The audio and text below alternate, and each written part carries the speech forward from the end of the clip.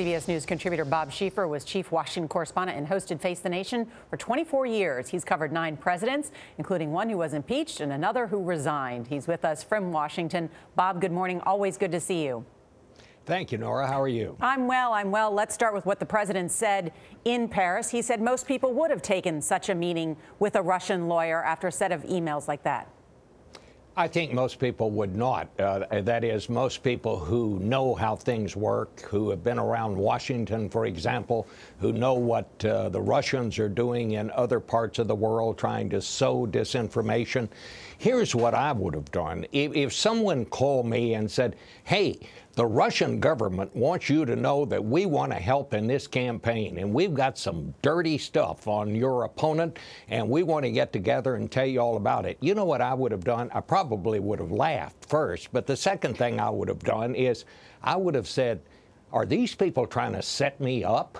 Are they trying to draw me into something so they can get something on me and then turn it on me later to their advantage?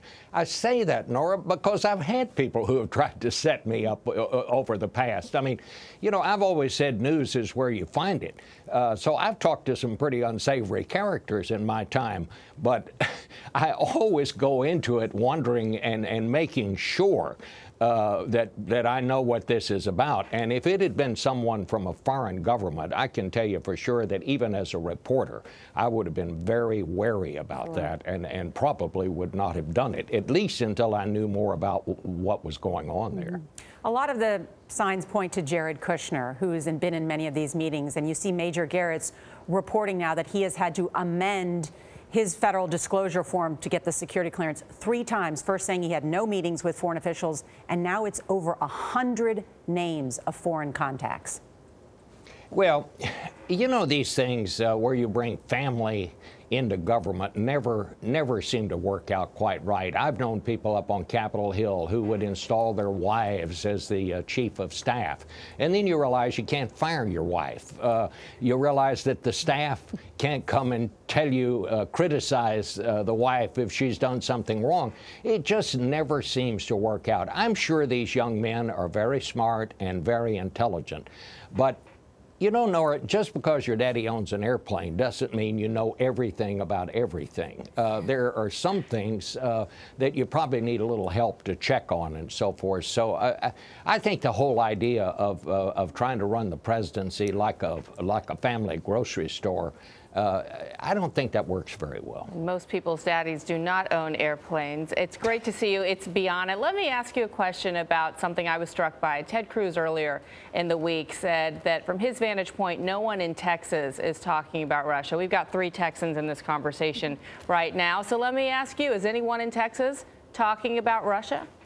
I think they are, and I think there are people in a lot of places that are talking about Russia. But I also will tell you, there is that core of maybe 30–35% of Trump supporters who probably would much rather talk about something else and will stick to him to the very end. So, yeah, I think there are people that are not talking about it, but I also think there are people who are. Bob, can we ask you, before you go, about the visit to France that just took place?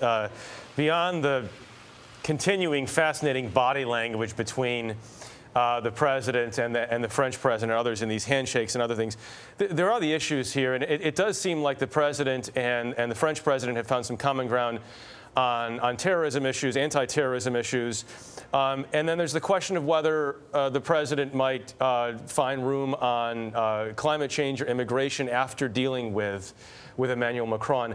What do you make of that relationship and where it might go in the future?